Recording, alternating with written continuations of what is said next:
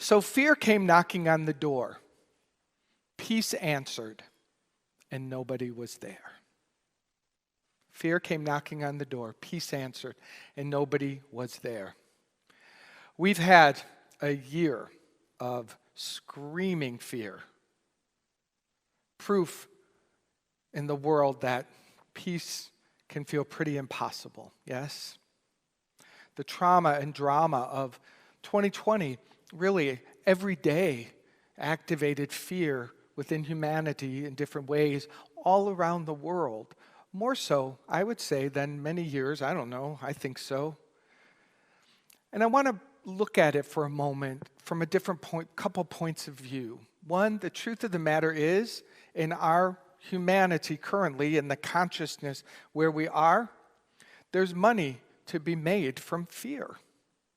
That's a big way that the economy keeps rolling. Scared of getting old, scared of not having the right things, scared of other people getting ahead of you, scared of different diseases and things like that. And I'm not judging any of it. I'm just looking at it for a moment and saying, wow, this is worth a pause to acknowledge this energy is used in many ways to manipulate people. Now, we're all a part of that, but we all are, what's beautiful about spiritual practices and being in spiritual community is we're here to find our way off of that merry-go-round, to find our way into the truth of who we're here to be. Armies are built by the powerful energy of fear. And people gather and identify in different identity structures with the glue being fear. And then it's building all of these defense mechanisms and ammunition to try to keep safe. But let's pause for a moment and recognize that if building enough armies and weaponry and walls and locking enough doors were the solution, so finally people could feel safe and be at peace, it would have worked by now, right? So we can just look at it and go, isn't this interesting? We keep repeating the cycles, thinking we're protecting ourselves, which is a good thing, grounding ourselves in safety, which is beautiful. Nothing wrong with any of those desires to feel safe, to feel protected, to feel guarded. That's beautiful. But it's the way that we pause to look at today as we focus on peace. A Course in Miracles says, if you're afraid, you are valuing wrongly, and inevitably you will destroy peace. Now, I don't even want to make the fear wrong that is the fear that is within the body. I don't know how to say it well, but I'm seeing Jody here who could talk about this much better than I. But the back of the brain, that the protector, that part that, when you are in danger, something gets activated in the physical body, and it's a good thing because it will lead you to take care of yourself. I'm not talking about that. I'm talking about how it has become so hypercharged that we no longer can calm down and just let that muscle relax and only use it when needed, which is seldom. Very, very seldom would we need that to be activated inside of us. But the world, again, for many reasons, has used that powerful energy spot and expanded it so that many people are just stuck in chronic fear and don't even know, like it becomes so familiar, right? Now, what's important about that is that is what robs us of the natural state of the peace of God, who we are. This is not this is something that you get when something happens. This is the peace of God is who you are. And it's gotten so bad out there that we sure could use a Prince of Peace to ride in on a white horse, couldn't we? That is what Jesus was. That's what the story was about. He was called the Prince of Peace. And the world, I imagine, was in darkness. And the collective energy of being, of which we all are, called forth a demonstration of a light that could transform the darkness and help us remember who we are. And what is the name that this being came through? The Prince of Peace. That was the quality of being that established the foundation for a new loving world to be built. He brought the peace of God, which is also called, I love this, the unbroken peace. So when we think about God, when we think about our spiritual nature, we remove ourselves from the world and the world of opposites, and we move into the identification of a peace that is unbroken, a peace that flows constantly, and a peace that doesn't not change because things change in the effect, the world. This is who he was, and this is who we are here to be. Now, there is a childlike comfort that's available to those who do the Jesus is coming back one day theology. There's a childlike comfort to thinking, oh, one day that Savior's going to come busting through the door and take us to heaven. Now, there's still a flaw in that theology, by the way, because it's only the chosen ones. So there's still a group that's not going. And so even when they give you the comfort of someone coming to finally relieve your fear and give you peace, there's the little addendum added on that says, oh, by the way, might not be you. Right? So no peace there. But there is a childlike comfort. You don't get that here at Unity. Unity is a teaching that says it's time to grow up spiritually. We're here to mature into a new revelation of what the stories are about and what it means for us. And the meaning of the birth of the Prince of Peace for us is that we will become that. We will give up seeking it in the world. We will give up judging the world for it not being there. That egoic game is what keeps it cycling inside of us. Oh, when will the world have peace? When will the world have peace? When will the world have peace? As the world screams that, we sit here in this room going, it will begin when the world will have peace when it begins with me. Those words, the first sentence of let there be peace on earth is pure, perfect metaphysics. Because it says, let there be peace on earth and let it begin with me. It doesn't say, let there be peace on earth and let it begin when the second coming happens. It doesn't place it out there. If it placed it out there, it would be a faulty teaching. It would. But when it says, let it begin with me, it locates the place where the change can happen. And it calls us to flip it over, because that's really, our spiritual teachings flip over the ways of the world. The ways of the world flip over the truth. And when it's flipped over, it's all upside down, and that's when it doesn't work. Here at Unity, we flip it right side up. And it feels good for a moment, then we go, oh my God, oh that's right, it's me. It's me. And it does call us to a higher order. It does call us to be a little more meticulous and thoughtful. But you chose that. Don't blame me. You came here. I didn't pick any of you up. You all found your way to this seat. Take a moment and appreciate that. I mean, for real. Because that means that the presence of the divine in you is bringing you to your work. And it is called spiritual work, spiritual practice and spiritual work.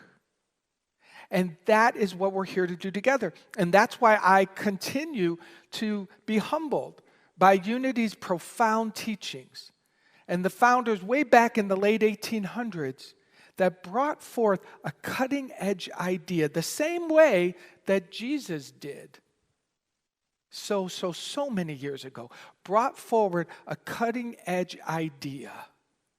And only a few could hear, only a few could understand. And those few are in this room. Say hello to yourself. You're here for this, and I think it's beautiful. I think it's absolutely beautiful. You are a peacemaker, which is different from a peace finder. There are lots of people out there trying to find peace in the world or make it happen out there.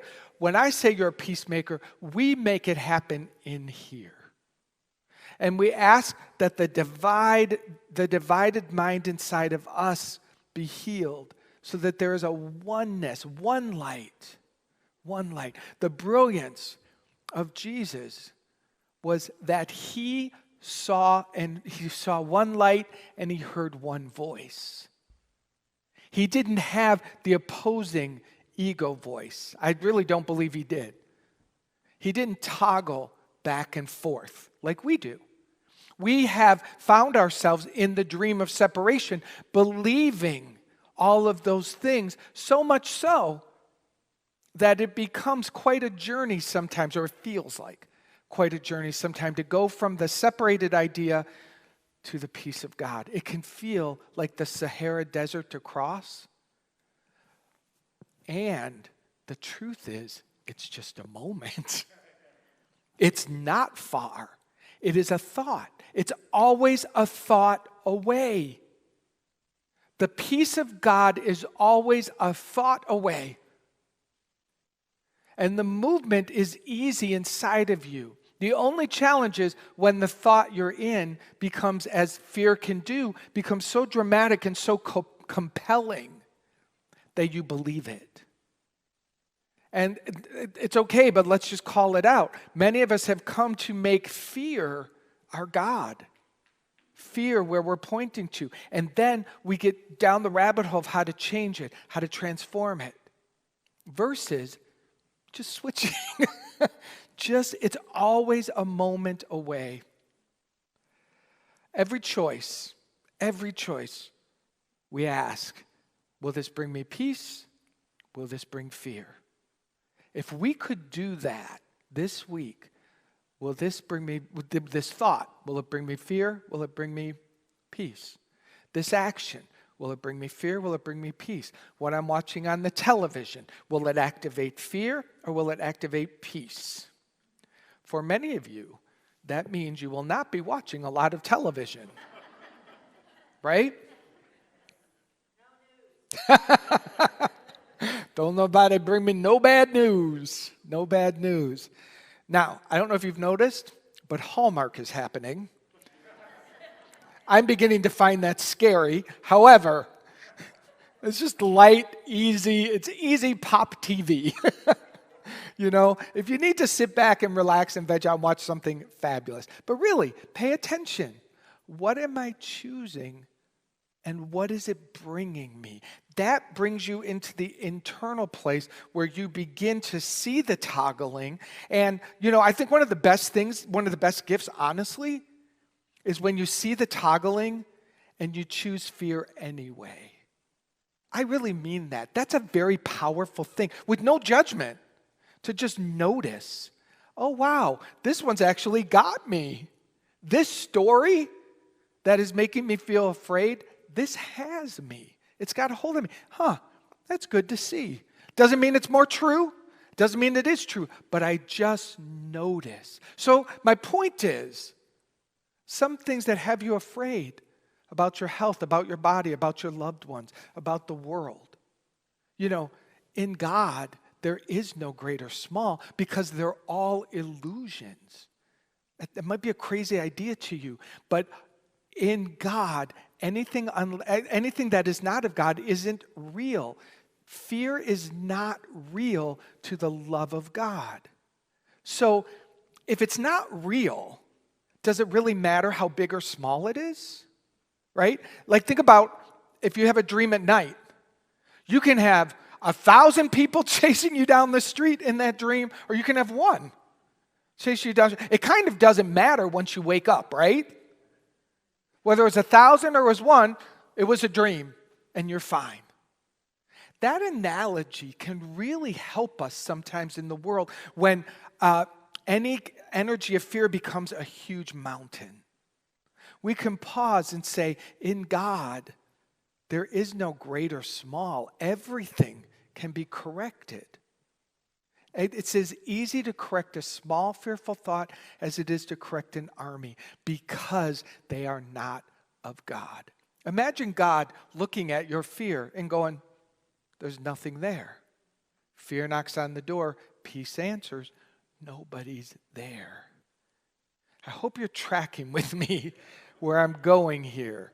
The idea that if we can begin, and not to make ourselves wrong, this is where it gets a little tricky and it's subtle work. Because when I feel fear, and I do, I don't make myself wrong about that. I don't go beating myself up going, oh, what's wrong with my spiritual practice? Oh, I'm not good enough. I don't do any of that dance. I just go, oh, look what came to the door. And if it comes to the door and it gets a hold of my throat faster than I can stop it, that's cool. I call a prayer partner.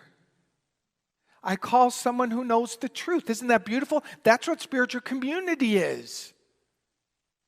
When you become a step into more and being in community, you start to build relationships that are anchored in spiritual practice. And then you just pick up a phone. I can't change my mind, but I know without a doubt I can call Nancy. And I go, Nancy, pray for me. And I don't think you've ever denied that request. That's the beauty of the being together. These spiritual practices, they really, really work. The Bible speaks of the peace of God that passes understanding. The peace of God that passes human understanding.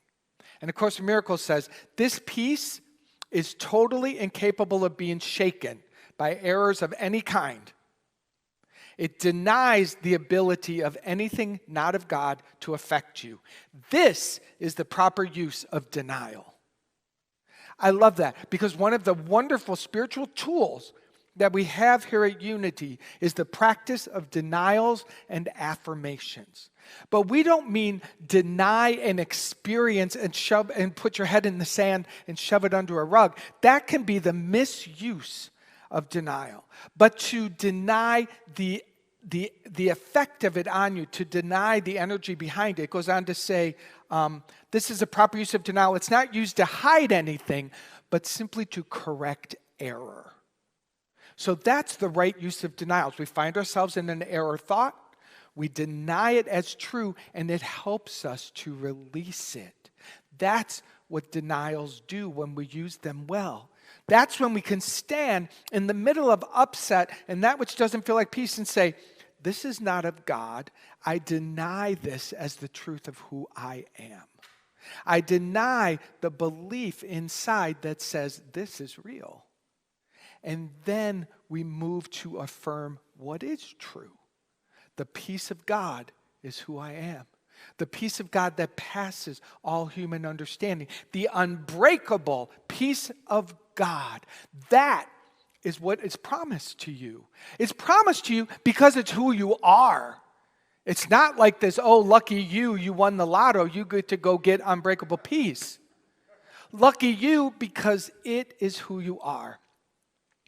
There's a story of, and oh shoot, I was going to look it up and I didn't. All right, I'm going to tell a story, I'm going to hack it up, but you're going to get the point. So don't test this with Google after, all right? Because I promise you, I'll get there. So there was this group of monks, a school of monks, and they were moving. And they had this gigantic Buddha, tons and tons. It weighed a ton, big stone, gray. And they were committed to taking that Buddha with them. So they moved it day and night to where they were going. One night they stopped to camp and to end their day. And in the evening, it begins to rain. And so one of the monks became concerned for the statue and wanted to go make sure that it would be okay. So he goes out with the flashlight and he's checking the Buddha out, and something is shining through. He notices there's a crack. And so he shines the light there and he starts to chip away a little bit at the stone. And the more he chips, the more this light is coming through. And what they discover is that underneath that stone is a pure gold Buddha. And many, many years ago, this particular family of monks, their village was attacked by an opposing army, and they didn't want to lose their gold Buddha, so they covered it. They covered it with this gray cement kind of thing so that they would come through and go, oh, that's not worth anything. And they basically saved their Buddha. But so many years went by, and the story was forgotten, and the current people had no idea what was right there in their hands until they discovered it. That is such a good analogy for the peace of God that is in you. It just happens to be covered with a bunch of crap, if I may. And so spiritual practice is to look for those cracks, see the golden light coming through, and then we chip away that which is in the way. And more and more and more, that shines through you. And again, you become the maker and the giver of peace unto the world. I love to make this season the birth of your Christ light and the commitment to us together in 2021 being we are the peacemakers. We make it in here and then we give it as a gift. And when we don't see it out there in the world, we don't make anybody wrong.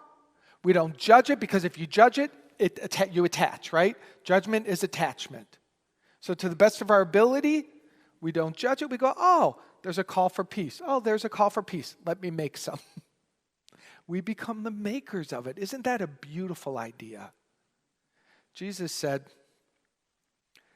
I have said these things to you, that in me you may have peace. In the world you will have tribulation, but take heart, I have overcome the world.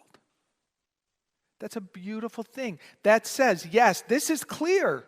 There is tribulation in the world. Don't be surprised anymore. Stop saying, oh, that's so shocking. Really?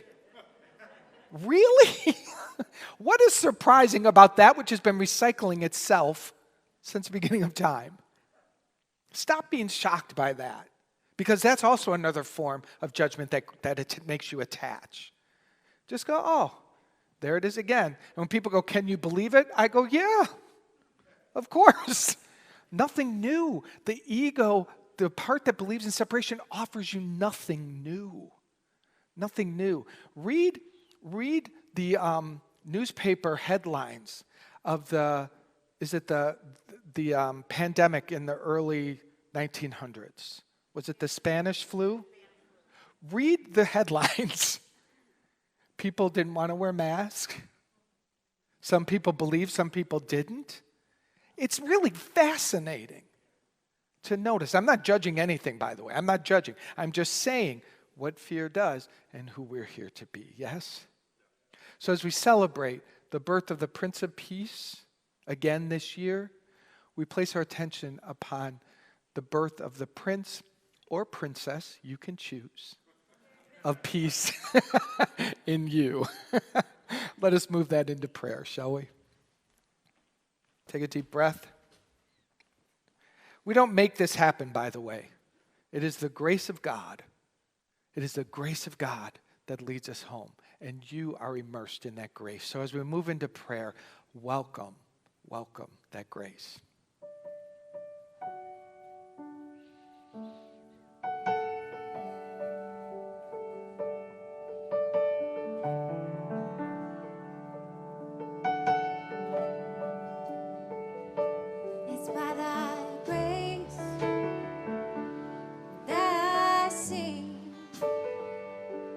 It's by thy grace that I sing.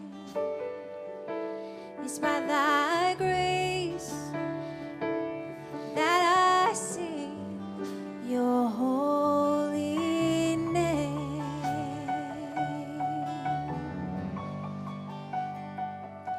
It's by thy grace that I feel.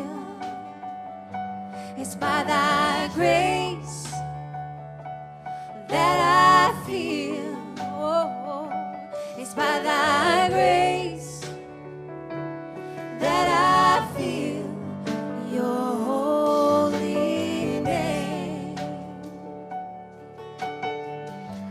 Oh, it is in this moment that I surrender to the grace of God. And I say, thy will be done, knowing that the will of this grace is peace. It is established. It was established in the beginning.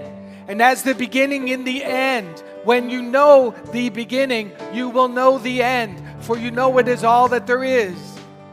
Peace, the peace of God, is who and what I am, who and what we are. We take this moment to ask the Holy Spirit to awaken within us a deeper dedication and commitment to be the peacemakers, the peace bringers. Give us the strength and the ability to become so clear, to look within, to look within, to look within. Let peace begin with me. Let peace be the presence and the power from which I think, from which I move, from which I love, from which I laugh. Holy Spirit, help me to see it in everyone. I ask to see as God sees, to lay down my human eyes and be filled with the vision of God that shall reveal the truth now. Someday the day shall come when all the glory shall be thine, and people will say it is yours, and I shall deny, not mine. Not mine, not mine. Sing along. It's by thy grace that I sing. That I sing. It's by thy grace. It's by thy grace. Woo! That I sing. That I sing. By thy grace. It's by thy grace. That I sing. That I sing. Your holy name. Holy name. Breathe that in. Let this grow in you. Let this grow in you now. Allah, Jehovah, Rama, Satanama. Keep breathing. Keep breathing deep. Allah, Jehovah, Rama, Satanama.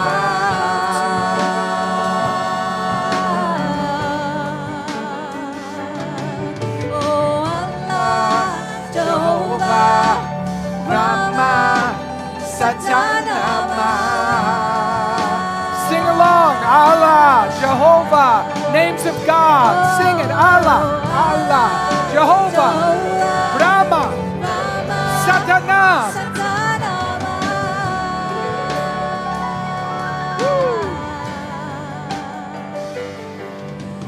Peace to all, Breathe in. life to all, Feel that. love to all. Sing this with us. Peace to all. Peace to all, Life to all. life to all, Love to all. love to all.